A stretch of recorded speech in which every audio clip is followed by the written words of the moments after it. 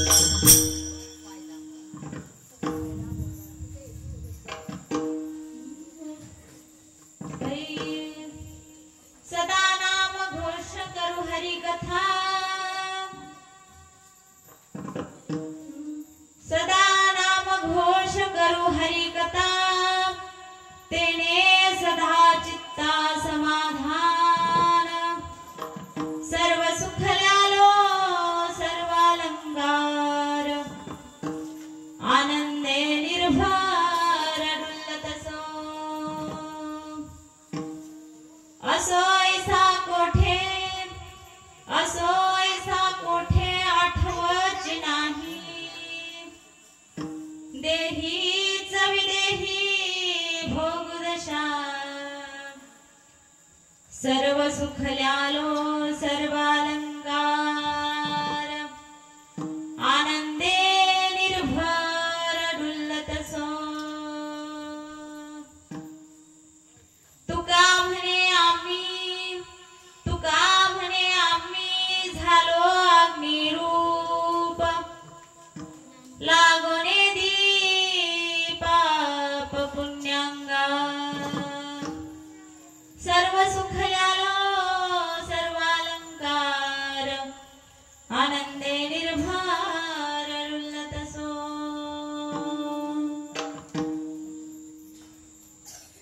महायोग पीठे तठे भीमरथम परम पुंडरीकाय दातुम् इंद्रे समागत्य तिष्ठन्तमानन्दकन्दम् परब्रह्मलिंगं भजे पाण्डुरंगं समचरण सरोजं सान्द्रनीलाम्बुदाभं जगन्निहितपाणिं मण्डनं मण्डनानां तरुणतुलसीमाला कन्दरं कुञ्जनेत्रं सदयधवलहासं श्रीविठ्ठलं चिन्तयामि पांडुरंगा करू प्रथमानमन पांडुरंगा करू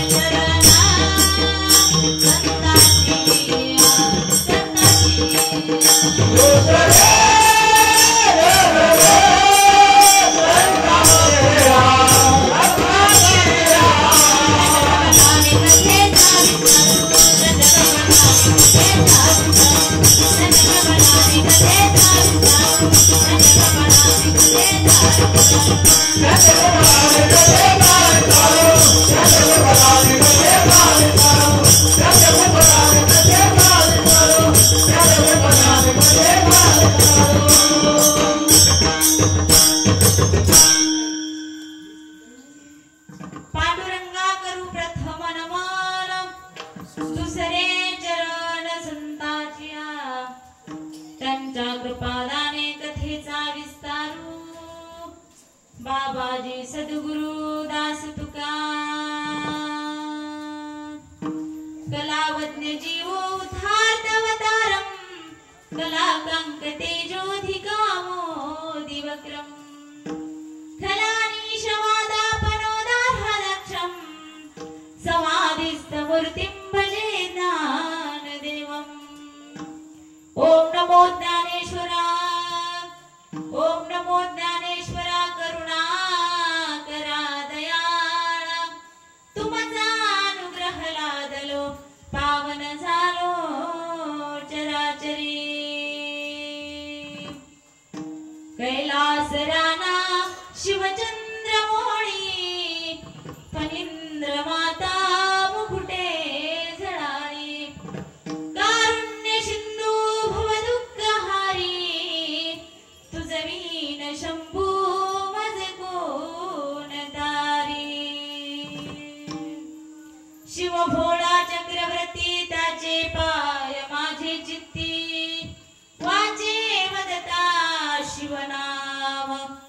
दयान बाधी क्रोधकाम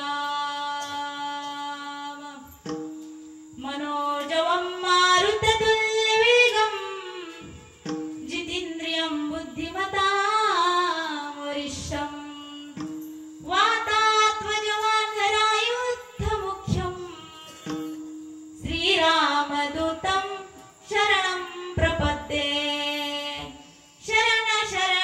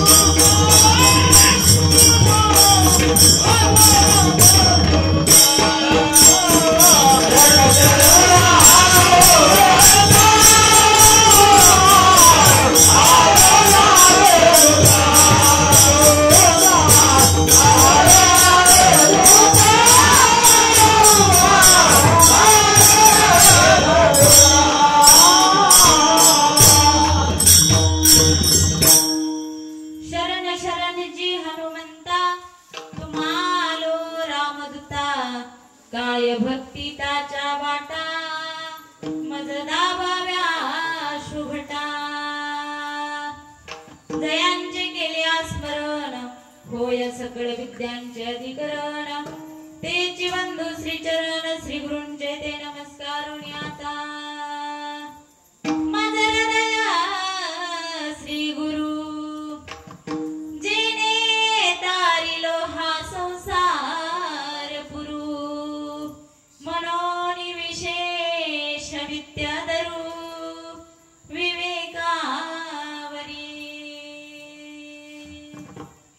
सदा नाम घोष करू हरि कथा सदा नाम घोष करू हरि कथा तेने सदा चित्ता समाधान सर्व सुखल्यालो सर्व अलंकार आनंदे निर्भर डुल्लत सो असो ऐसा कोठे आठवची नाही असो ऐसा कोठे आठवची नाही देहीच विदेही भोगुदशा सर्व सुखल्यालो सर्व अलंकार आनंदे निर्भर डुल्लत सो तुका म्हणे आम्ही झालो अग्निरूप तुका म्हणे आम्ही झालो अग्निरूप लागोने दीपाप पुण्यांगा सर्व सुखल्यालो सर्व अलंकार आनंदे निर्भर डुल्लत सो विठ्ठल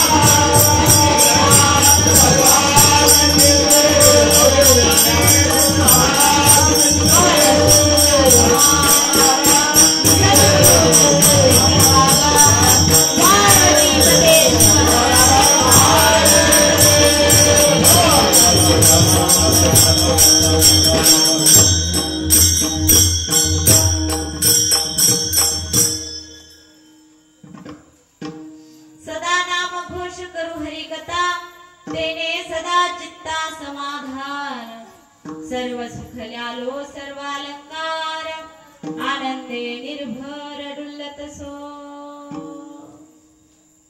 प्रस्तुत सेवेकरता घेतलेला अभंग जगद्गुरु तुकाराम महाराजांचा आहे।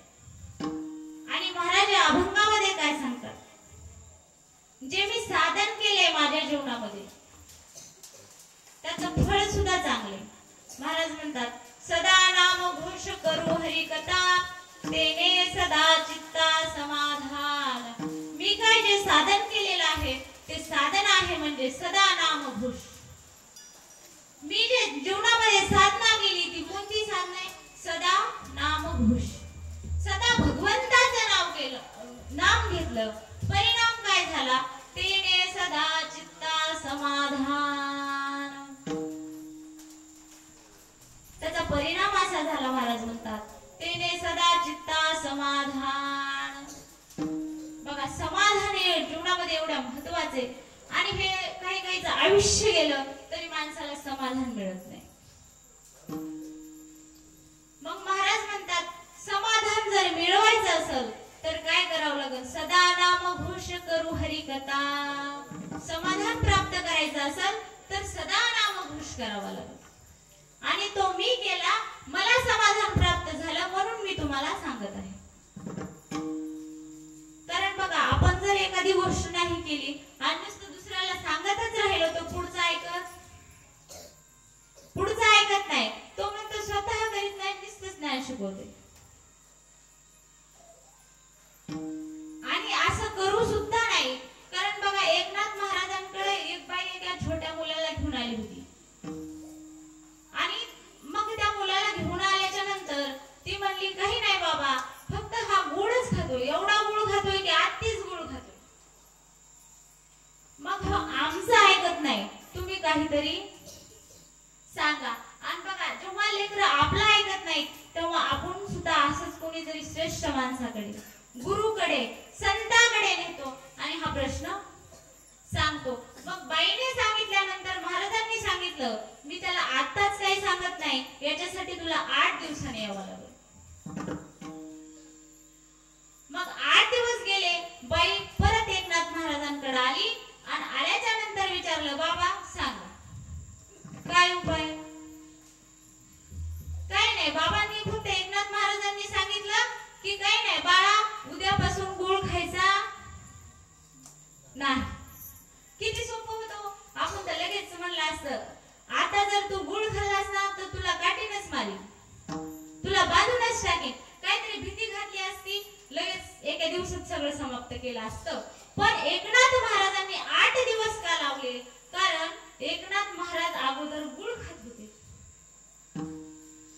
मग तेच गुळ खात होते, त्या लेकराला कसं सांगणार आहेत की बाळा तू गुळ खाऊ नको। मग पहिले 8 दिवस एकनाथ महाराजांनी गुळ खाणं बंद केला आणि मग त्या बाळाला सांगितलं बाळा गुळ खाऊ नको। मग तसं तुम्ही जगद्गुरु तुकाराम महाराज आपल्याला उपदेश करायला लागले की सदा नाम घोष केल्याने चित्ताला समाधान मिळतं। मग त्यांच्या जीवनामध्ये आहे का, तर हो म्हणले महाराज, जरी घरी खायला अन्न नसलं तरी पण मी सदा देवाचं नामचिंतन करतो, त्याच्यामुळे मी कसं आहे समाधानी आहे, आणि त्या समाधानाने सर्व सुखल्यालो सर्व अलंकार, सदा काय सुखामध्ये आहे, मला कोणतीही चिंता नाही, आनंदे निर्भर डुल्लत सो। कशामुळं, सदा नाम घेतल्यामुळं समाधान प्राप्त झालं, त्याच्यामुळं सर्व सुखल्यालो, सर्व सुख प्राप्त झाली, सर्व सुखल्यालो सर्व अलंकार, आणि आनंदे निर्भर डुल्लत सो। आणि सदा नाम घेतल्यामुळेच काय झालं, असो ऐसा कोठे, मी कोठे आहे, घरात राहतो की उघड्यावर राहतो, माळावर आहे का कुठे दऱ्यात आहे का वनात आहे, याचा मला काहीही आठव राहत नाही। असो ऐसा कोठे आठवची नाही, देहीच मी देही भोगदशा। आणि म्हणले पुन्हा अजून काय परिणाम आहे, महाराज अभंगाच्या शेवटच्या चरणात गोड सांगतात, एक महत्त्वाचा फायदा आहे म्हणतात, एवढे सगळे जरी फायदे नाही झाले तरी एक फायदा नक्कीच होईल, सदा नाम घेतल्यामुळं काय होईल, तुका म्हणे आम्ही झालो अग्नी रूप, आपण अग्नी सारखे होत, अग्नी सोड. जसं अग्नीला कोणीही वर्ष करू शकत नाही. इथं जरा मोठा आपण जाळ लावला, अग्नी लावला, तो माणूस त्या तिथूनच नमस्कार करतो, पण त्याच्या जवळ येत नाही. तसं सदा नामघोष म्हणजे सदा नामाचं चिंतन केल्याने काय झालं, आम्ही अग्नी रूप झालो. त्याच्यामुळं पाप आणि पुण्य हे आम्हाला बाधा करू शकलं नाही, हे आमच्या अंगाला लागलंच नाही. महाराज म्हणतात, तुका म्हणे आम्ही झालो अग्निरूप, लागोने दीपाप पुण्यांगा विठ्ठल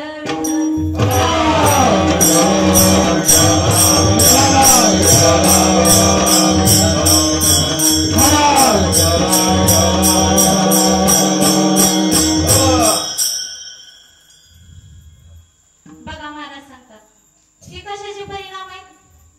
सदा नामघोष केल्याचे परिणाम आहेत. कारण सर्व सुख, सर्व काही जर पाहिजे असेल, पुण्य पाहिजे असेल, हे फक्त महाराज सदा नामघोष ह्याच्यावर एकच उपाय त्यांनी सांगितला की दुसरं काहीही नाही, फक्त सदा देवाचं नामचिंतन एवढंच करायचंय. आणि मग नामचिंतन करण्याच्या निमित्तानंच आपण सर्वजण एकत्र आलेलो आहोत. आपल्या सर्वांना माहित आहे की कशा निमित्त हा कार्यक्रम आहे. आपला वार्षिक अखंड हरिनाम सप्ताह मोजे घागरवाडा, या अखंड हरिनाम सप्ताहाचं हे 13वे वर्ष आहे. म्हणजे आपण 12 वर्ष एक तप काय केलंय, पूर्ण केलंय की नामघोष करीत आहात. खूपच चांगली गोष्ट आहे. बघा, सगळ्यांनी भजनी मंडळ आपलं सगळं पहिल्याच दिवशी एवढे भजने उपस्थित आहे. कोणताही महाराज असो, बघा पहिला दिवस म्हणलं की महाराज लोकांना जरा नको वाटतं, घाबरत येतच, ते कमान घाबरत येत काय कळतच नाही. मग पहिला दिवस म्हणलं की त्यांना नको वाटतो. पण मला तर वाटतं आज सप्ताहातला 7वाच दिवस आहे काही. कारण बघा सिस्टीम वाल्यांनी बी एकदम सुंदर सिस्टीम दिलेली आहे. नंतर पहिल्याच दिवशी असं वाटत सुद्धा नाही आज पहिला दिवस आहे, पहिल्याच दिवशी एवढं गुणीजन मंडळी आहे. आणि पुन्हा थोडाफार पाऊस येणं काही वाईट नाही. बरं काय नाही लाईट आली तरी काय आपलं अडकलंय का? आपलं काहीच अडलं नाही. नाही आली तर नाही, उद्या अजून पाऊस आला तरी काल 2-3 दिवसापासून आपले सगळे मंडळी फार कष्ट मेहनत घेतात, त्यांनी सगळ्यांनी वरा केलाय. आपल्याला काही अडचण रात्रभर चाललं तरी आज सगळा आपला घरगुती कार्यक्रम आहे. आपल्याला कुठं जायचंय म्हणून नाही, यायचंय कवर बी चालू द्या, हाय का नाही?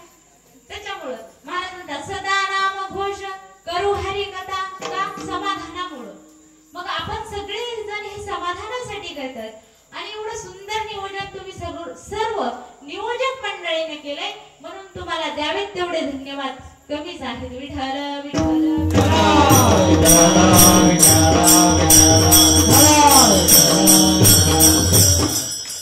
बघा, कार्यक्रम हा आपला आहे, आपल्या गावाचा कार्यक्रम आहे. आणि त्याच्यामध्ये मृदंगाचार्य हे सर्व गुरुजन मंडळी आपल्या सद्गुरु चंद्रशेखर बाबा मठ संस्थांचे आहेत. त्याच्यामुळं वैयक्तिक काही कुणाचं नाव नाही, पण सर्वच चंद्रशेखर बाबांचे जे काही सर्वच भक्तगण आहेत किंवा मठ संस्थांचे सर्व सहकारी, त्या सर्वांनी आपल्याला सहकार्य चांगल्याबद्दल केलं, म्हणून त्यांना काही वेगळाच धन्यवाद. विठ्ठल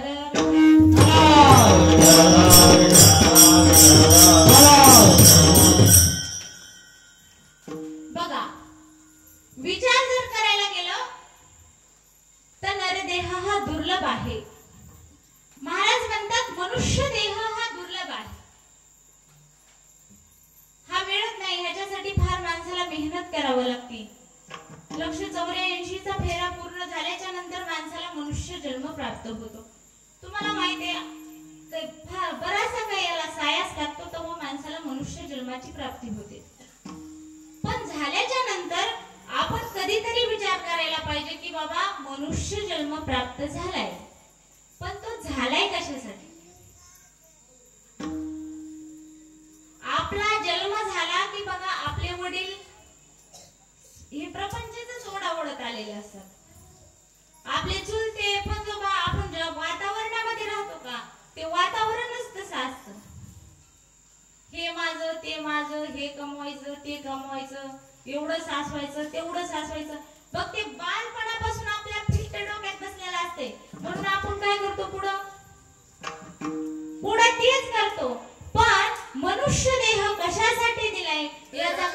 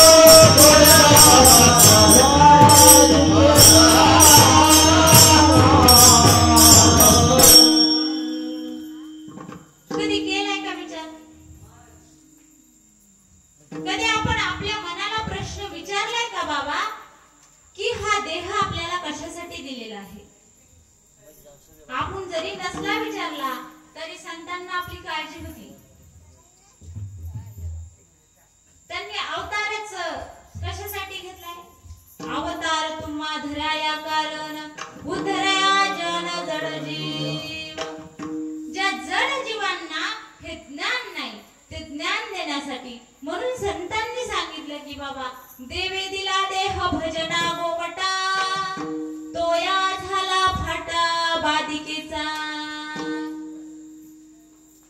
देवानं असा विचार केला होता की बाबा हा जीव किती त्रास सहन करणार.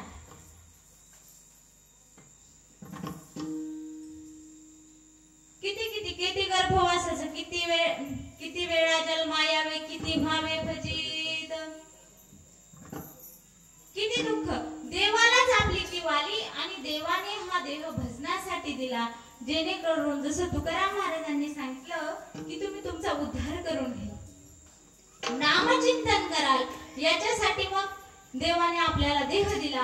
पण ते आपल्याला जरी नसला कळाला तरी महाराजांनी सांगितलं की बाबा देवे दिला देह भजना घोमटा. भजन करण्यासाठी सुंदर आपल्याला देह दिलेला आहे. पण आपला इथं मार्ग चुकला. जो सुंदर असं पाय डोळे हे सगळे कशासाठी दिले दिले इंद्रे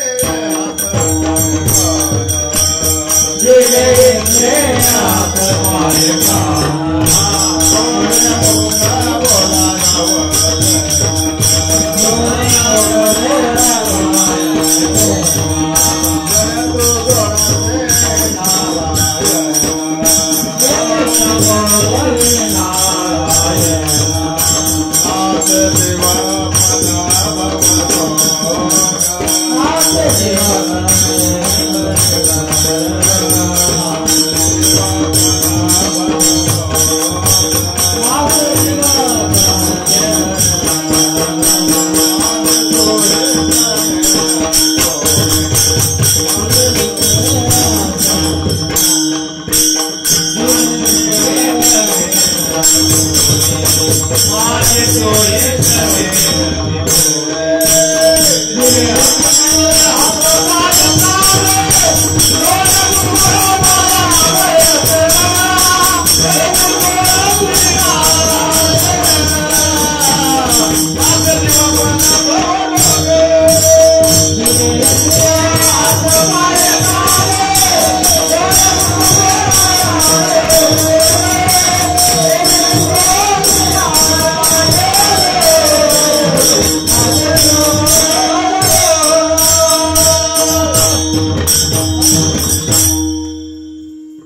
तुम्हाला काय वाटतंय? हे दिलंय सगळं देवाने कशासाठी? उगाच देवाला काम नव्हतं म्हणून दिले का? नाही. महाराज म्हणतात, दिले इंद्रिय हात पाय कान, डोळे मुख बोलाया वचन, तेने जोडशी नारायण, नासे जीवपण भवरोग. कशासाठी दिले? देवाला जोडण्यासाठी दिले. हे सगळं देवाच्या कामाला लावण्यासाठी दिले. ते आपण वेगळीकडेच वापर करतोय त्याचा. प्रत्येक इंद्रियाला देवाने काम लावले. आणि कशामुळे प्रत्येक? बघा, हाताने टाळी वाजवण्यासाठी हात दिले, मुखाने नामस्मरण करण्यासाठी मुख दिले, डोळ्याने भगवंताचे स्वरूप पाहण्यासाठी, कारण भगवंत हा सुखरूप आहे, जेणेकरून जीवाला जरी काही पीडा झाली तरी असं सुखरूप त्या भगवंताकडे पाहिल्याच्या नंतर माणसाला काय व्हावा? सुख प्राप्त व्हावा. महाराजांनी बघा एक अभंगच लिहिलाय, घेई घेई माझे वाचे, गोड नाम विठोबाचे, डोळे तुम्ही घ्यारे सुख, पहा विठोबाचे मुख, तुम्ही ऐका रे कान, माझ्या विठोबाचे गुण. पुन्हा मनाला बी काम लावलंय, मना ते धाव घेई, राहे विठोबाचे पायी, आणि तुका म्हणे जीवा नको सोडू या केशव. म्हणजे आता तुम्हाला समजले, देवाने जे आपल्याला हात पाय डोळे दिलेत ते फक्त कशासाठी दिले? भजनासाठी दिलेत. प्रत्येक इंद्रियाला प्रत्येक काम लावून दिलेलं आहे. आपल्याला तेच काम करायचंय. दुसरं काम करायचं नाही. आणि ते जर काम करत असाल तरच समाधान आहे. अन्यथा मी काही वेगळं सांगायची गरज नाही. तुमच्या सगळ्यांचं माझ्यापेक्षा जास्त वय, तुम्हाला अनुभव जास्त आहे, तुम्ही जास्त माझ्यापेक्षा प्रपंच सुद्धा केलेला आहे. मग सांगा, सुख कुठं आतापर्यंत भेटलं का? सुखाचा रस्ता कुठं सापडला का? नाही. कारण बघा, ह्या प्रपंचामध्ये सुखच नाही. महाराज सांगतात ना, सुख नाही कोठे आलिया संसारा, वाया हव भरी होऊ नका, दुःख बांधवडी आहे हा संसार, सुखाचा विचार नाही कोठे. देवाने दिलतं वेगळ्याच कामासाठी, पण तुम्ही आम्ही खर्च केले वेगळ्याच कामासाठी. म्हणून काय सुख काय हे आपल्याला माहितच. बरं, नुसतं सुख काय हे जर तुम्हाला माहित नसेल तर समाधान ही तर सुख दुःखाच्या पलीकडची स्थिती आहे. महाराज, ते कसं प्राप्त होणार आहे? ते प्राप्तच होऊ शकत नाही. कारण मार्ग जर चुकला, तुम्हाला जर बघा बीडला जायचंय आणि इकडे जर धारूरचा अंबाजोगाईचा रस्ता धरून चालला तर बीड कुठं वाटायला लागणारच नाही ना महाराज. मग तसं तुम्हाला समाधान प्राप्त करायचंय. महाराज म्हणले, सुख सगळ्यांना होय, कुणाला नग? कोण म्हणते की मला सुख नग, बरं हे दुःख आहे तेच चांगलं. विठ्ठल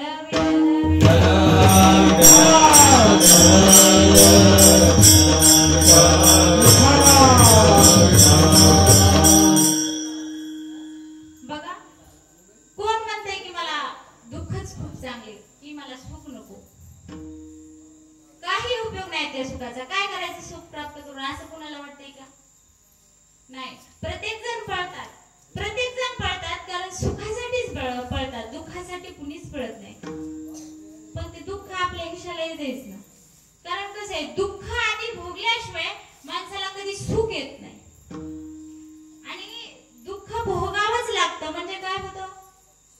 सुखाची किंमत कळते, अन्यथा सुखाची किंमत पण असं जर आलं तर कळत नाही माणसाला. म्हणून माणसाला या दुःख भोगावं लागते. आणि मग एवढं दुःख एवढं माणूसानं त्रस्त आहे. आपल्या संसारामध्ये सगळ्या काही गोष्टी असताना सुद्धा आपण एवढे दुःखी. आता जर तुम्ही भिकाऱ्याचा जरी विचार केला, ह्या काळामध्ये भिकारी जरी बघितला तरी त्याला बसायला गाडी, खायला 3 टाइम भरपूर आहे. आजचा भिकारी सुद्धा शिळं अन्न खात नाही. एवढं सगळं भरपूर असताना आपण सगळे दुःखी पीडित आहे. कारण काय? भगवंताचं नाव नाही. आणि भगवंताच्या नावाने काय समाधान आहे ना महाराज, त्याच्याशिवाय सुखच भेटत नाही. पण आपला काही एवढं कमवून उपयोग नाही, कारण आपण भगवंताचं कधी नाव घ्यायचा विचार करीतच नाहीत. त्याच्यामुळे कसं सुख येणार आहे महाराज? पण जगद्गुरु तुकाराम महाराजांचा जर विचार केला तर किती दुःख होतं जीवनामध्ये, किती दुःख होतं. घरी खायला अन्न नव्हतं, राहायला घर सुद्धा नव्हतं. त्यांचे लेकरं अन्न करता मेले.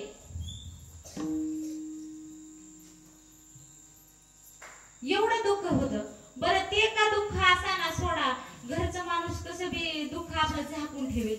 घरी एखादी गोष्ट कमी असू जास्त असू माणूस सपादून घेतो. जाऊ द्या, आहे त्याच्यामध्येच ऍडजस्ट करू, ठीक आहे वा. पण बाहेर निघलं तर एवढा समाज त्रास देत होता. पहिलं तर तुकाराम महाराजांना सगळे लोक वेडा तुक्यास म्हणायचे. आता जर एखाद्या जर कामाला, आता जर आम्ही कीर्तनकार आहेत, आम्ही महाराज लोक आहेत, एखादा जर माणूस म्हणला काय बाबा त्याला काही कळतच नाही, तसलं का कीर्तन असते का? म्हणलाच एखाद्या व्यक्ती चुकून तर आम्हाला पण काय वाटलं, किती दुःख होईल हो महाराज. समाधान लय भारी वाटेल का, लय मस्त त्यांना माझा सत्कारच केला असं वाटेल का? असं वाटणार नाही. फार माणसाला दुःख होईल. मग जगद्गुरु तुकाराम महाराज तर एवढे ज्ञानी होते. किती ज्ञानी होते बघा, की मित्राचं वर्णन करेल याच्यात नवल नाही. आई वडील लेकराचं वर्णन करते याच्यात सुद्धा काही नवल नाही. पण जगद्गुरु तुकाराम महाराजांचा जर विचार करायला गेलं तर एवढं ज्ञान होतं. जरी आधी त्रास दिला तरी तुकाराम भट्टांना सुद्धा म्हणावं लागलं.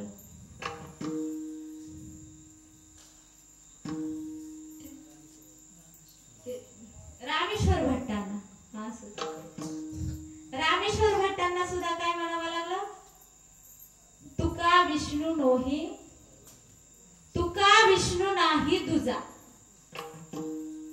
हे रामेश्वर भट्टांनी, ज्या रामेश्वर भट्टांनी जगद्गुरु तुकाराम महाराजांचा यांना काय कळतं? वेदाचा अर्थ यांना काय कळत नाही. म्हणून एवढ्या मेहनतीने जो गाथा निर्माण केली होती, तो गाथा इंद्रायणीच्या डोहामध्ये रामेश्वर भट्टांनीच बुडवला होता. इतका जरी त्रास दिला असला तरी अधिकारी समजल्याच्या नंतर काय केलं? तेच त्यांनीच काव्य लिहिलंय, त्यांनीच अभंग लिहिलाय की तुका विष्णू नाही तुझा. ते म्हणले वैरी म्हणला, वैराने वर्णन करावं एवढे ज्ञानी होते.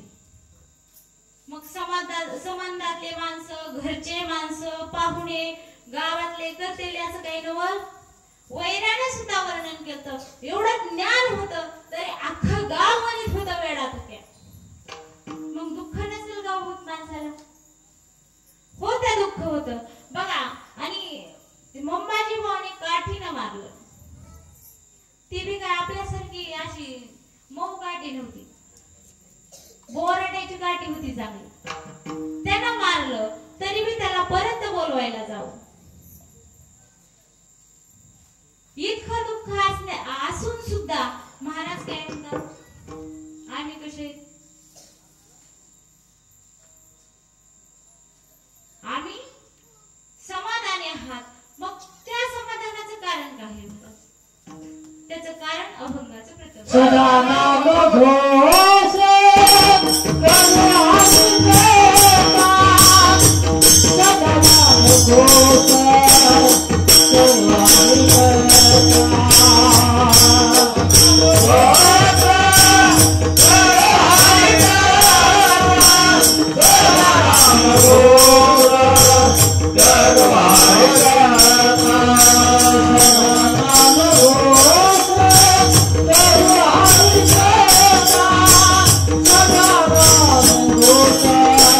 करो हरि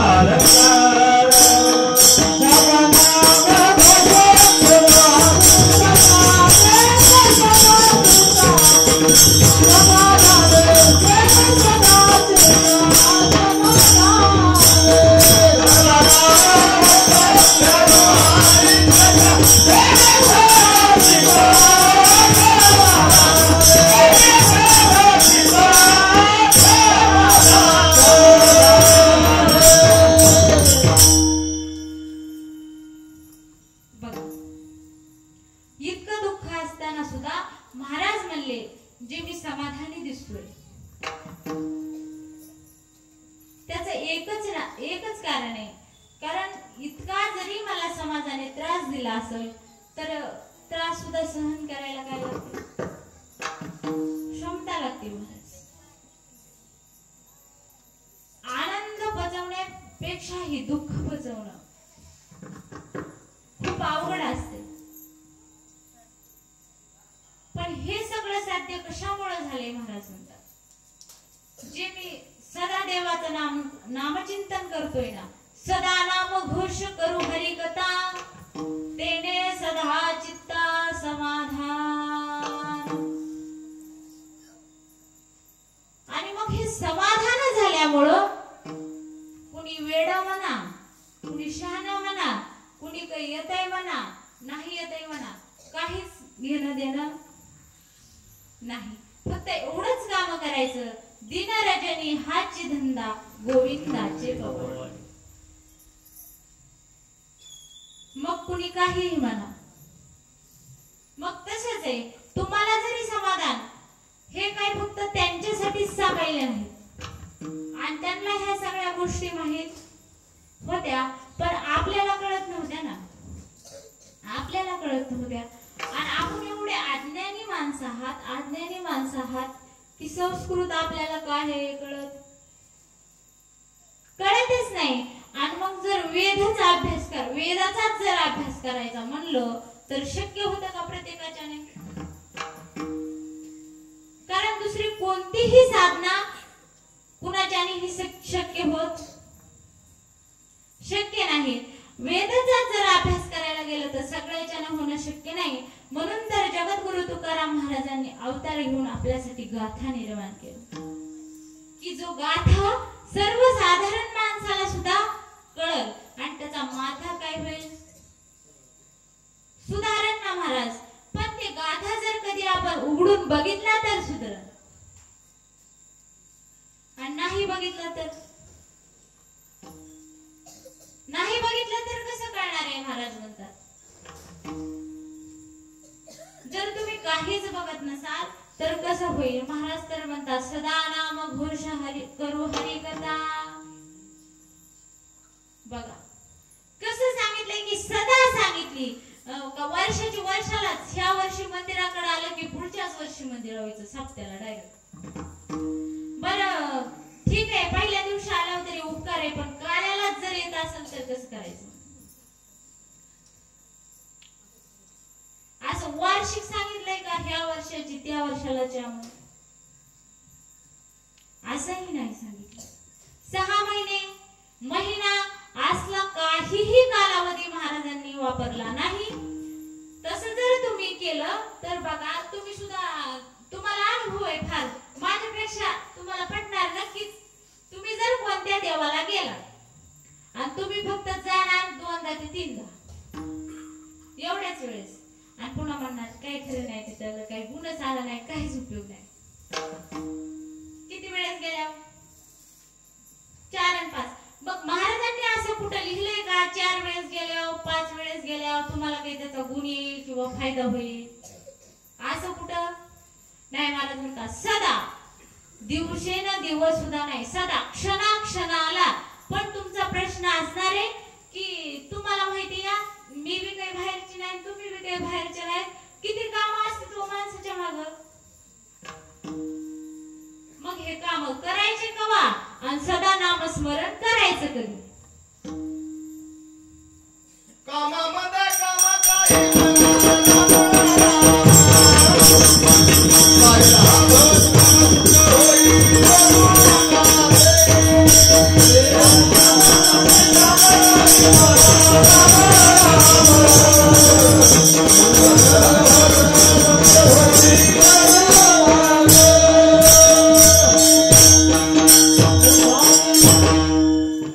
बघा महाराजांनी सांगितलं काम तर प्रत्येकालाच आहे कारण ते काम आपल्याला पहिलंच मी म्हणलं ना जन्मताच आपण कसं आहे आई वडील तेच करत आले आजोबा पंजोबा तेच करत आले ना आपल्यालाही तेच करायला लावलं त्याच्यामुळे सगळ्यांना काम आहेत ठीक आहे पण महाराज म्हणले तुकाराम महाराज म्हणले तेवढं जरी नाही झालं जरी काम बी असले तरी ते पण मला मान्य पण काय करा काम तर तुम्ही तोंडाने करीत नाहीत ना देवाने बरं केलंय ते तरी की तोंड स्पेशल बोलायलाच दिलंय त्यानं काही काम होत नाही नाहीतर माणसाला बोलले सुद्धा नसते कामच करीत राहिले असते पण ते बरं झालं सगळं नियोजन चतुर आहे ना चतुरा तो शिरोमणी गुण लावण्याची खाणी भगवंत हा चतुर आहे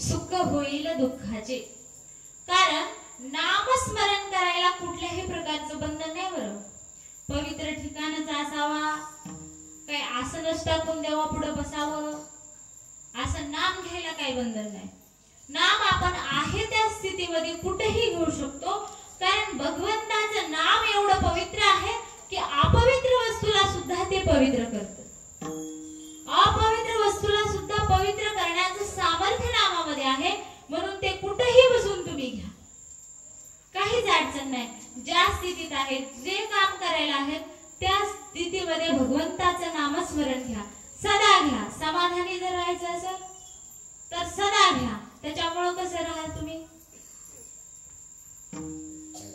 समाधानी राहाल बघा आणि दुसरं अवघड साधन तुम्ही म्हणाल आज मला माहिती आहे ना, मला सुद्धा एवढं आवडतं, तुम्हाला कशाला सांगू. योगयाग होतेत का? शक्य आहे का आपल्याच्याला? 6 महिने तुम्हाला जर म्हणलं आजची रात्र माडीच मोडायची नाही, जमतंय का? आजची रात्र मांडीच मोडायची नाही असं जर मी बंधन केलं तर तुम्ही म्हणाल एवढ्याच वेळेस ठेवलं ते ठेवलं कीर्तन, आता काय डबल नको, फुकट केलं तरी नगर. काय म्हणा, फुकट केलं तरी पण आता पुन्हा कीर्तन ठेवायचं नगर. म्हणून मी तुम्हाला तेवढं अवघड काय सांगत नाही. महाराज सुद्धा म्हणतात एवढ्या अवघडची काही गरज सुद्धा नाही, कारण योग याग विधी येणे नोहे वायाची उपाधी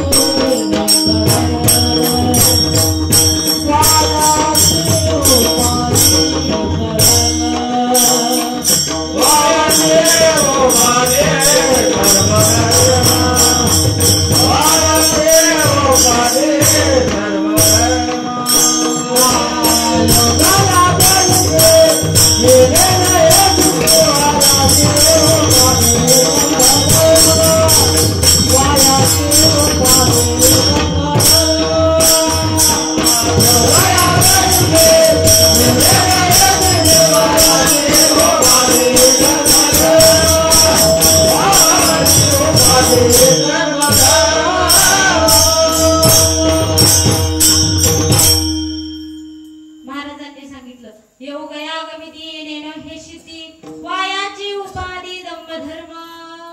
त्याच्यामुळं त्याच्या भानगडीत न पडता महाराज सांगतात काय करा, सोपं साधन आहे. नामसंकीर्तन साधन पै सोपे, जळतील पापे जन्मांतरीचे. मग इतके साळस आपल्याला होत नाही, आपण करू बी शकत नाही. मग एक सोपं साधन करा, ते म्हणजे नामसाधन.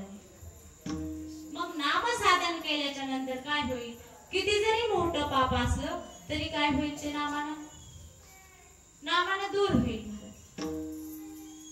त्याच्यामध्ये काही सुद्धा, कारण सर्व ज्या साधनांचं सार आहे ते भगवंताचं नाम आहे. त्याच्यामुळे नामाचा महिमा महाराजांनी काय केलं, एवढा सांगितलंय. कारण जे अंतकाळाच्या वेळेस आपल्या उपयोगाला पडणार आहे ते फक्त नामच आहे. अन्यथा दुसरं तुम्ही कितीही कमवा, ते कामाला येत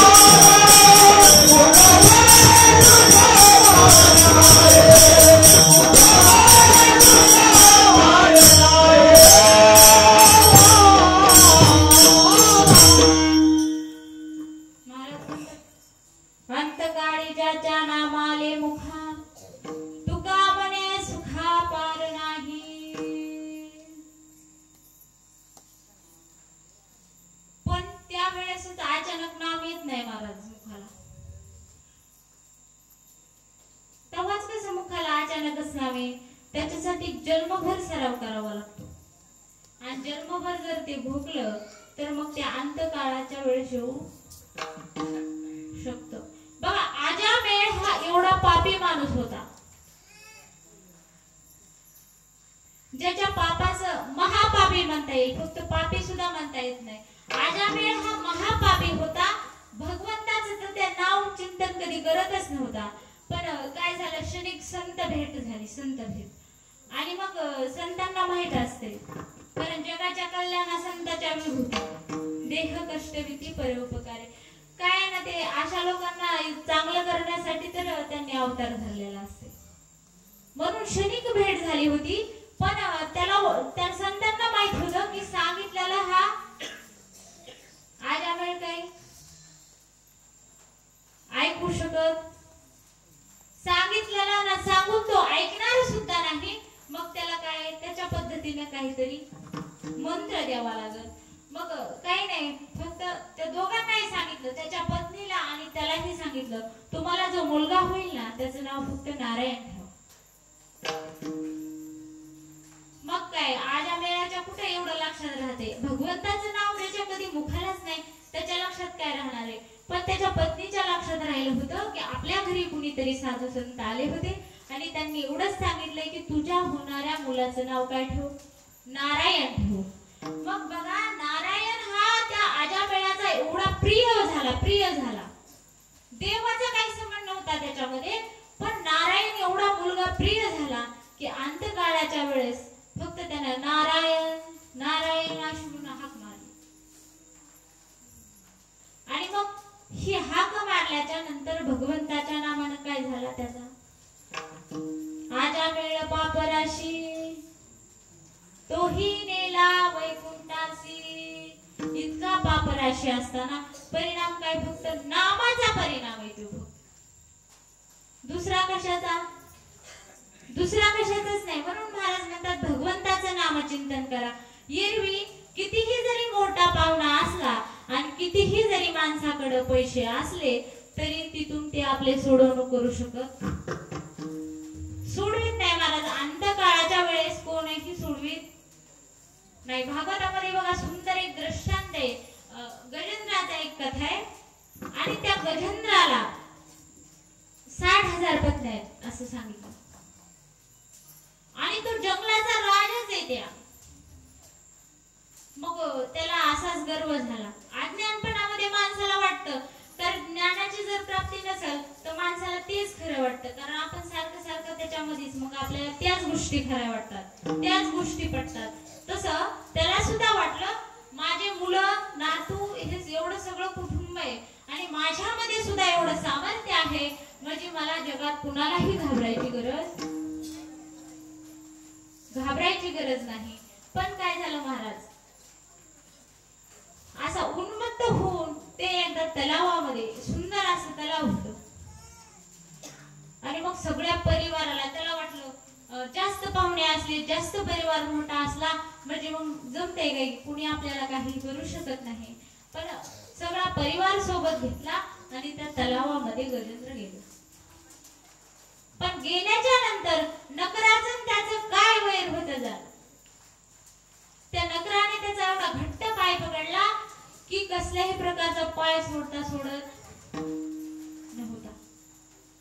आणि त्या नकराचं पाण्यामध्ये एवढं सामर्थ्य असतं की ते कोणालाही आवरत नाही. जमिनीवर त्याचं एवढं सामर्थ्य नसतं, पण पाण्यामध्ये खूप सामर्थ्यवान असतं. मग सगळे नातू पंतू पत्न्या सगळ्यांचा गजेंद्राने धावा केला, पण ते म्हणले बाबा आमच्याच्यानं काही तुम्हाला सोडविणं होत नाही. सगळे आपापला जीव वाचवण्यासाठी पळून जाऊ लागले. एक कुणी सुद्धा राहिलं नाही. त्यावेळेस त्या गजेंद्राला कळालं की बाबा कुणी सुद्धा आपलं सोबती नाही. मग या जगामध्ये कोण असेल आपल्यावर कृपा करणार. पशु होतात, ज्ञान नव्हतं. मग या जगात कोण असेल आपल्यावर कृपा करणार असा विचार केल्याच्या नंतर त्याला असं वाटलं की हा जो उजेड दिसतोय ना, जो सूर्यप्रकाश दिसतोय ना, हाच कोणीतरी कृपा करणारा आपल्यावर असू शकतो. म्हणून त्याने एक तलावातलं फूल घेतलं आणि वरती फेकलं. भगवंताचा नामाचा धावा केला आणि धावा केल्याच्या नंतर भगवंत आला आणि उद्धार झाला. बाकी कुणी कामाला आले नाहीत. तसेच आहे महाराज आपलं सुद्धा. कुणी कितीही जरी मोठा असलं तरी ते कुणीही कामाला येणार. मुलं सुद्धा लईच जरी प्रेम करत असला, मुलगा लईच जरी प्रेम करत असला तरी त्याचं तिथं काही झालं काळा पुढं महाराज कुणाचंच सामर्थ्य चालत नाही. तिथं फक्त नाम साधना जर आपल्या जीवनामध्ये असेल ना, फक्त त्याचाच विचार उच्चार केला जातो आणि नामच आपल्याला तिथं सोडवी नाही पासोनिया सोडवी नाही पासोनिया बोलवे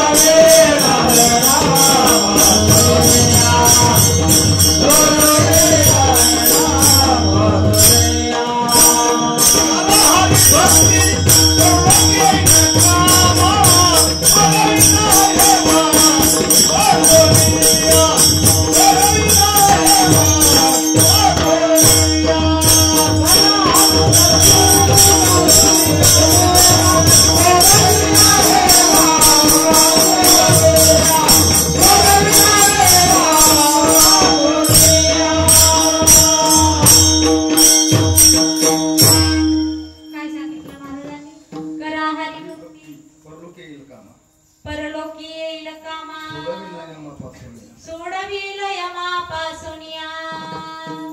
काय सोडविल? फक्त भगवंताचं नाव, भगवंताची भक्ती. म्हणून तुकाराम महाराज तुम्हा आम्हाला सांगतात की बाबा काय करा, सदा भगवंताचं नामस्मरण करा. कशामुळं? की आपल्या जीवाला काय होईल? समाधान आणि आपल्याला सर्व सुख, म्हणजे सर्व सुख प्राप्त होतील. अभंगाचं सर्व सुख ल्यालो सर्व अलंकार सर्व सुख ल्यालो सर्व अलंकार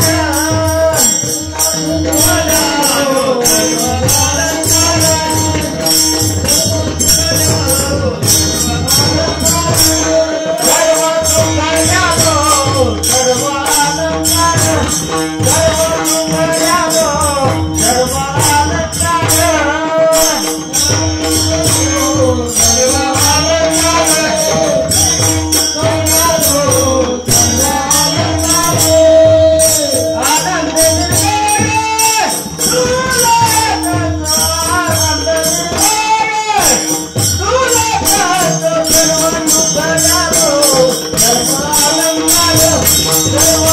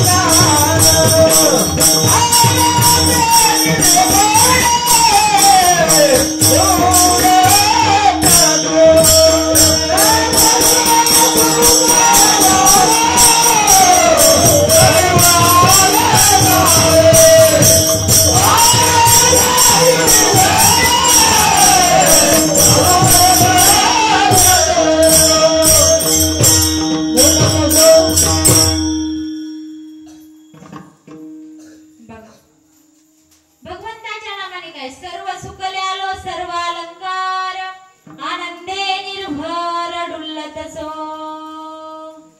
हे सगळं कधी होईल? भगवंताचं सतत नाम घेतल्याच्या नंतर, चित्ताला समाधान प्राप्त झाल्याच्या नंतर. चित्त हा फार चंचल आहे,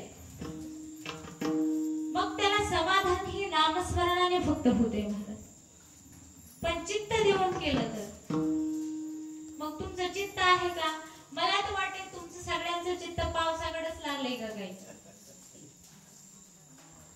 येऊ द्या ना, पाऊस बी पाहिजे की आपल्याला. बघा आपण सगळे शेतकरी, काय सगळे नोकरदार आहेत असं नाही, सगळे शेतकरी आहेत. आणि मग आपल्याला जर असं सप्ताह करायचा म्हणलं, कार्यक्रम भगवंताचं नामचिंतन करायचं म्हणलं तर आपल्याला पहिले पैसे तर लागतील. माहिती ना तुम्हाला, ते काही तुम्हाला सांगायची गरज नाही. तुम्हाला सगळ्याला माझ्या अगोदरच त्याचं ज्ञान आहे. मग त्याच्यासाठी आपल्याला उत्पन्न सुद्धा निघायला पाहिजे आणि त्याच्यासाठी मेन आपल्याला पाऊस सुद्धा पाहिजे. म्हणून पावसाची तुम्ही काही चिंता करू नका. बरं, चिंता करायसारखं तुम्हाला काही ठेवलं बी नाही ना. कुठं गळतंय म्हणून नाही, कुणाला पाऊस लागायलाय म्हणून नाही. काय यायचंय ती पावसाला येऊ द्या. विठ्ठल विठ्ठल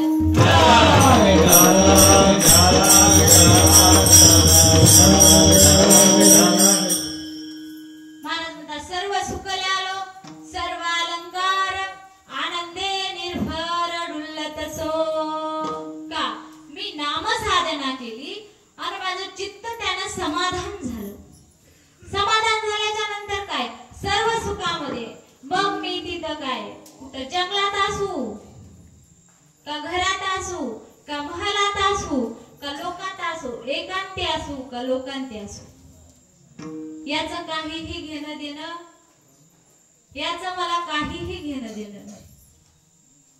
असो ऐसा कोठे आठवची नाही देहीच विदेही भोगू दशा.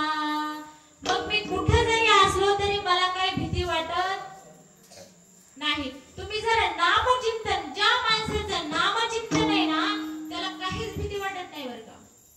कशाचीच भीती वाटत नाही. तुम्ही म्हणाल कशाची जरी नाही किती विनिबर माणूस असा किती विनिबर कुणालाच जरी भेट नसला तर मरणाला तर सगळेच भीती. त्याला जर म्हणलं ना पुढच्या 7 दिवसामध्ये तुझं मरण आहे तर ते आजपासूनच भाकर कमी खायला लागते. त्याची आजपासूनच भाकर बंद होते इतका माणूस घाबरतो. पण महाराज म्हणतात नामचिंतनामध्ये एवढी ताकद आहे की सर्व सुखल्यालो सर्व अलंकार आनंदे निर्भय डुलत असो. अजिबात मरण तुझं उद्या म्हणलं तरी भीती वाटत नाही. उलट आनंदामध्ये जरी मला मरण आलं का तरी चांगलंच येणार आहे. आत्मविश्वास एवढा माणसाचा नामचिंतनाने निर्माण होत की येणारा काळ सुद्धा मला काही बाधा करू शकत नाही. एवढं आणि हे ते संतांच्या मध्ये झालं. तुकाराम महाराज वैकुंठाला गेले. कसे गेले बरं? काय त्यांनी यमानी त्यांना वडीत बांधीत काय नेलं होतं का? असे सांगितले की तुकाराम महाराजांचं वैकुंठ गमन झालेले. तुकाराम महाराज विमानाने वैकुंठाला गेले. कशामुळे? कारण हे तर महाराज सांगतात ना मग सदा नाम घोष करू हरिकथा. सदा भगवंताचं नामस्मरण केल्यामुळं. नाही तर महाराज म्हणतात तुम्हीच म्हणतात की आम्ही जर असं सांगितलं नामचिंतन करा तर एखादा माणूस विचारतो. असं सगळ्यांचे काही विचार सारखे नसतात. प्रत्येकाचे विचार वेगळे वेगळे. कुणी म्हणतं महाराज काय रोज जरी उठून देवा पुढं बसलं तरी मरावंच लागतं. चुकत नाही. आणि आम्ही काम केलं तरी मरणारच आहे. सोनं होणार आहे का शरीराचं? माणसं म्हणतात बा. देवाचं नामचिंतन केलं म्हणून काय तुमचं सोनं झालं का? आणि आम्ही शेतात जातो म्हणून काय आमची माती? असं काही नाही. सगळ्यांची मातीच होती ना. मग असं विचारतात. पण महाराज म्हणतात फरक आहे. मरणामध्ये फरक आहे.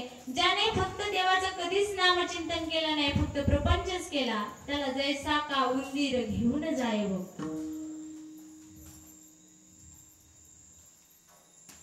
तैसा काळ लोकांना येत असे. बघा मांजर असती. मांजर आपल्या सगळ्यांच्या माहितीतलं उदाहरण आहे. मांजर असती आणि ती मांजर आपल्या पिलांना जेव्हा ह्या घरातून दुसऱ्या घरामध्ये घेऊन जाते तेव्हा तिचा दात लागतो का हो महाराज त्या पिलाला? अजिबात त्याला काही सुद्धा जखम होत नाही. एकदम असा आल्हाद उचलून घेते. पण तेच जर पिल्लू भोक्याने धरून नेलं तर मग काय होईल? नरडच असं पॅक घट्टच मारून टाकताना महाराज ते.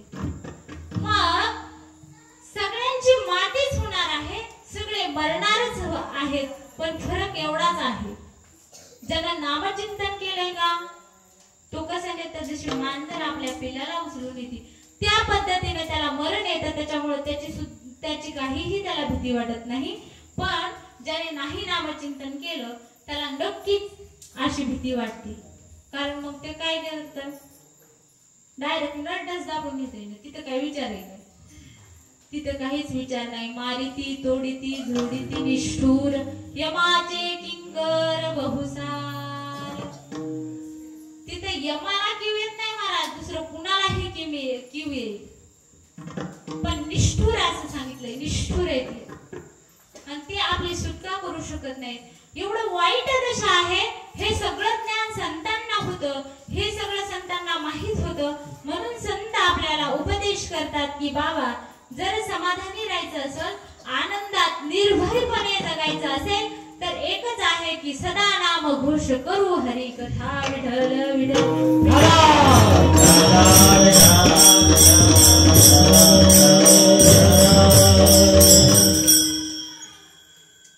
त्याच्यासाठी काय एवढं एकच सांगितलं आहे. पण बघा मगापासून मी नामाचं महत्व सांगते, नेमकं तुम्हाला कळत नाही का? बरं कळत नाही म्हणणार तर मी अजून आपल्यात बाहेरचे महाराज यायचे उद्यापासून तर खरी सुरुवात आहे. आता मी तुमच्यातलीच आहे, मग माझं तरी भाषा तुम्हाला कळायला पाहिजे काय? मग तुम्ही न सांगता मी मगापासून तुमची वाटच बघते. मनानं हाताने टाळी वाजविता, मनानं मुखानं नामस्मरण करता, पण असं काय होईल? असं काही होतच नाही. म्हणून मी तुम्हाला आता डबल सांगते, काय करा, भगवंताचं नामस्मरण करा. आणि जाऊ द्या, संतांनी सांगितलंय पण आपला विश्वास नाही. आजकाल कुणाचाच कुणावर विश्वास नाही महाराज. म्हणून मी जरी सांगितलं तरी म्हणजे मी सांगितलेला काही तुम्हाला विश्वास पटणार नाही. मग काय करा, तुम्ही सगळ्यांनी हाताने टाळी वाजवा, मुखाने नामस्मरण करा आणि स्वतःला काय अनुभूती आली, आनंद वाटला, समाधान वाटलं, दुःख वाटलं, काय वाटलं ते तुमचं तुम्हीच ठरवा. कारण तुमच्या मनाचं तुम्हाला पटल. मग बघा, करा वरे हात करा.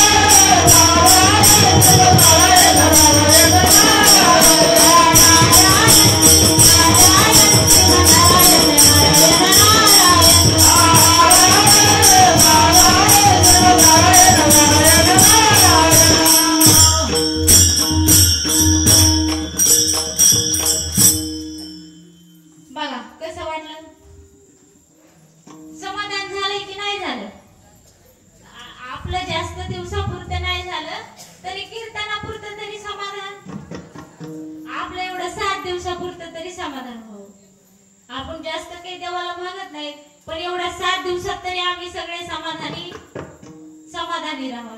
याच्यात काही कुणाच्या मागे चिंता वगैरे लागू नाही.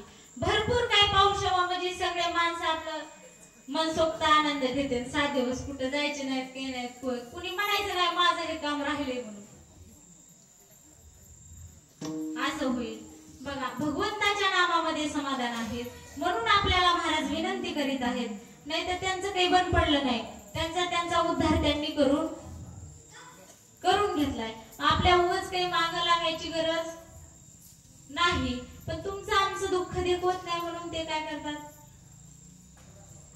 महाग लागतात. आणि ह्या बघा नर ते ह्याच्या बदल्यामध्ये प्रत्येक जण आपल्याकडे वसूल करून घेतोय. फक्त भगवंत आपल्याकडून काही मागत नाही, काहीच मागत नाही. देह दिलाय ना, त्याचा मोबदलाच काही नाही. मग त्याचा मोबदला एवढाच नामचिंतन आहे.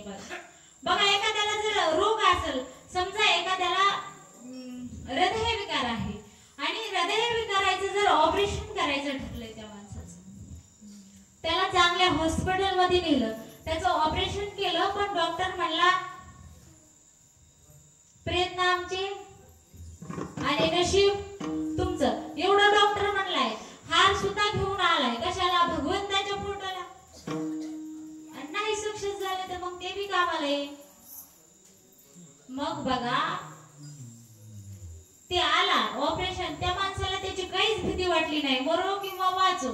एवढं हे हार्ट ऑपरेशन झालं, ते सक्सेस झाला, त्याचं बिल सांगितलं 10 लाख रुपये.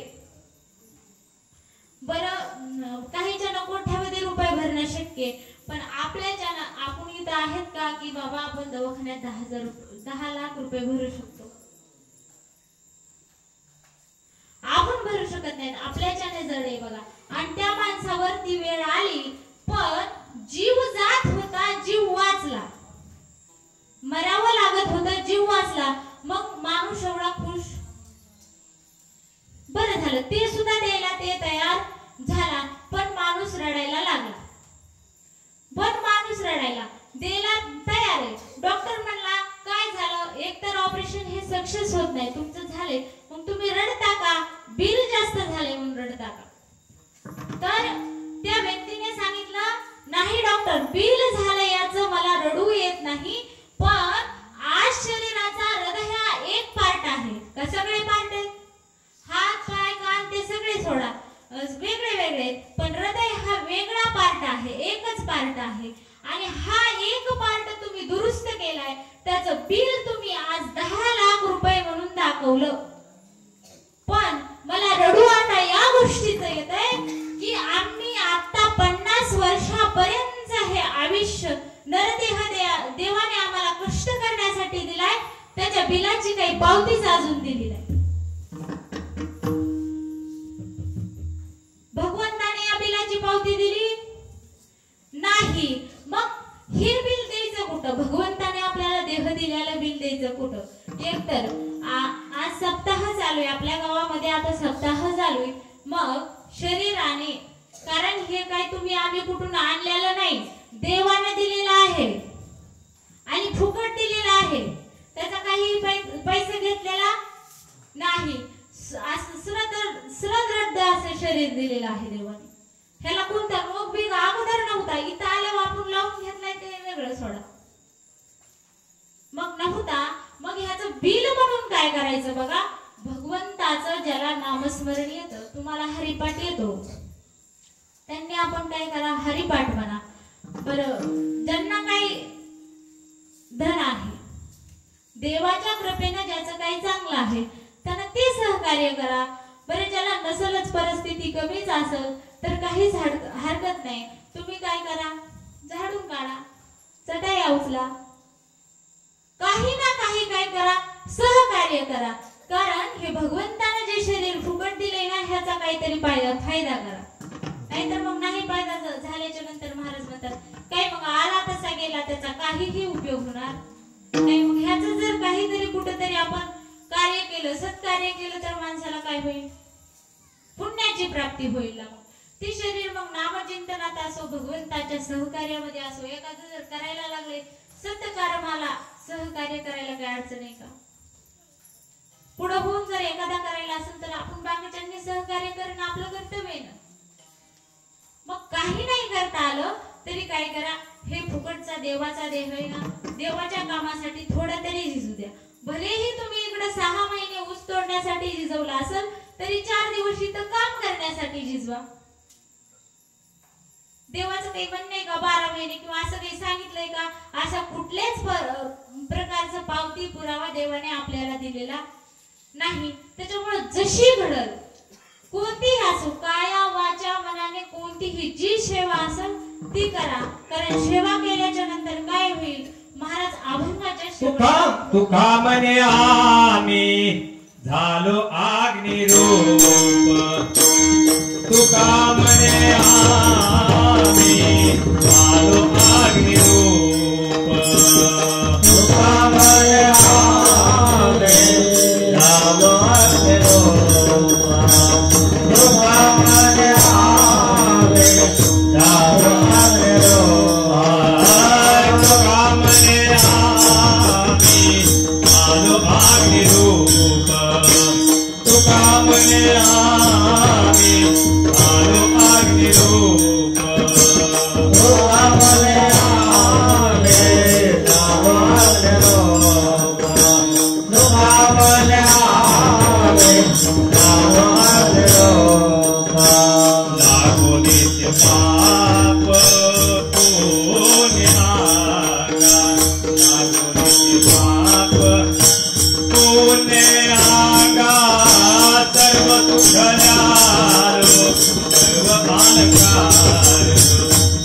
सुखल्यालो सर्व अलंकार लागुने बाप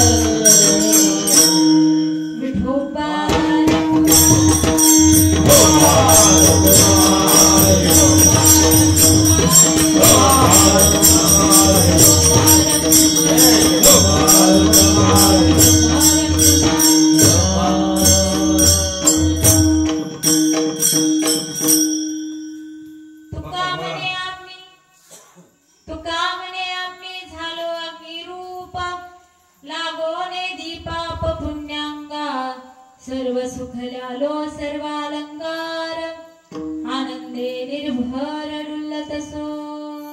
महाराज सांगितले हा देह देवाने भजनासाठी दिलाय आणि तो मी भजनासाठी वापरला. परिणाम काय झाला की लागो नेदी पाप पुण्य अंगा. मला कसल्याही प्रकारचं पाप हे बाधा करू शकलं का? कोणी माझ्यापेक्षा जास्त पुण्य कमवलंय म्हणून ते मला काही डिस्टर्ब सुद्धा करू शकला नाही. लागो नेदी पाप पुण्यांगा या कोणत्याही गोष्टीने आम्हाला बाधा केली नाही. आम्ही कसे राहिलो? सर्व सुखल्यालो सर्व अलंकार आनंदे निर्भय डुलतसो. महाराज म्हणले ही स्थिती आम्हाला प्राप्त झाली कारण आम्ही भगवंताचं नामस्मरण केलं म्हणून मी तुम्हाला जगद्गुरु तुकाराम महाराजांचा अभंग आहे. हे ज्ञान काही मी तुम्हाला सांगितलंय का मी तयार केलंय असं काही नाही. तुकाराम महाराजांचा अभंग आहे.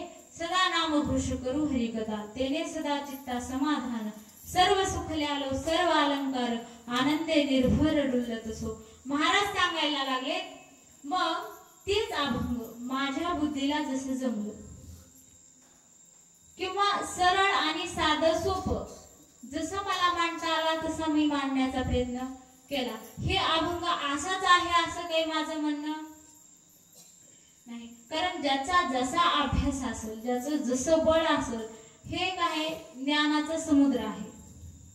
मग ज्या पहिलवानाची जेवढी क्षमता असेल तेवढं तो काय करू शकतो? खाली बुडी घेऊ शकतो. महाराज पोहू शकतो त्याच्यामध्ये. मग तसंच त्यानुसार माझ्या बुद्धीला जसं झेपलं तसा मी अभंगाचा अर्थ सांगण्याचा प्रयत्न केला. हा अभंगाचा असा अर्थ आहे असं काही माझा काही दावा नाही. बरं त्याच्यातलं जे काही तुम्हाला योग्य वाटलं असेल तर आचरणात आणा. कारण बघा नाही मला लय अवघड सांगता आलं आणि नाही तुम्हाला जरी माझ्याकडून काही नवीन ऐकायला भेटलं तरी आहे तेवढं नामचिंतन जपा. बघा नक्कीच फायदा होईल नक्कीच समाधान होईल. एवढं तर मी पण तुम्हाला विश्वासाने सांगू शकते आणि तुम्हाला सुद्धा याची अनुभूती येईल. पण बघा जसं असेल तसं वेड्या वाकड्या शब्दामध्ये तुम्ही सर्व मंडळींनी आई वडिलांचं अंतःकरण करून माझं ऐकून घेतलं. चुकीचं असं की बरोबर? मला म्हणताना ना तरी बालक बोबडा बोली का बाकुडावी चुका पाऊली ते चोज करोनी माऊली रिघे जेवी. तुम्ही सगळे ज्ञानवंत आहात. सगळ्यांनी काही संप्रदायाचं ज्ञान सगळ्याला आहे. हे भजनी मंडळ हे माझ्यापेक्षा ज्ञानी आहेत सगळेजण विचार करायला गेले.